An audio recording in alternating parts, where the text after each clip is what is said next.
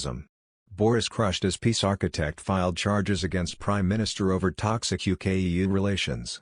An architect of peace in Ulster has accused Boris Johnson of casual political vandalism following negotiations between Brexit Britain and the European Union over the Northern Ireland Protocol.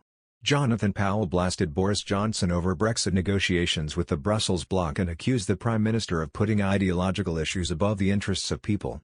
Mr. Powell, who served as Chief of Staff to the ex-Labour leader and Prime Minister Tony Blair, 68, from 1995 to 2007, worked as UK's government chief negotiator on Northern Ireland during the Ulster peace process.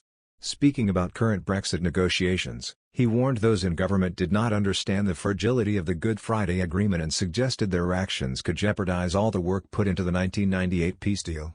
He said, "What worries me is the casual political vandalism.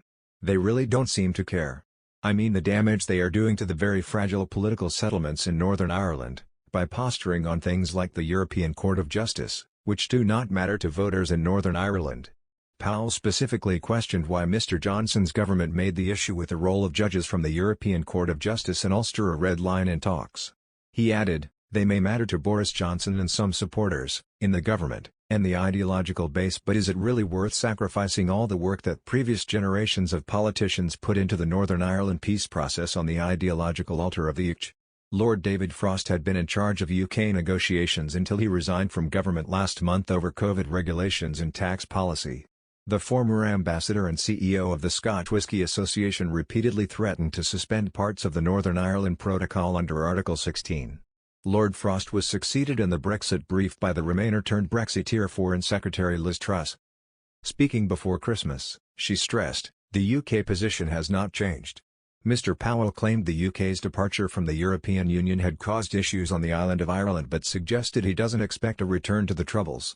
Despite Powell's concerns, another architect of peace in Northern Ireland has claimed the protocol itself damages the Good Friday Agreement.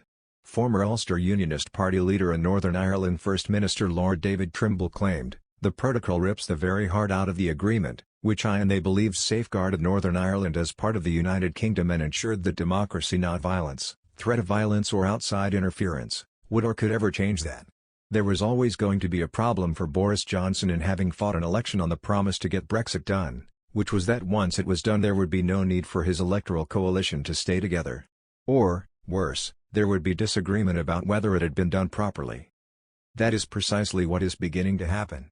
It is not happening in the way that some Remainers expected, which was that Leavers would realise Brexit imposes financial costs and see that they had made a mistake. Nor are most Leavers interested when Remainers point out that Brexit isn't done because the negotiations over trade terms are continuing. If anything, that helps keep the Brexit coalition together.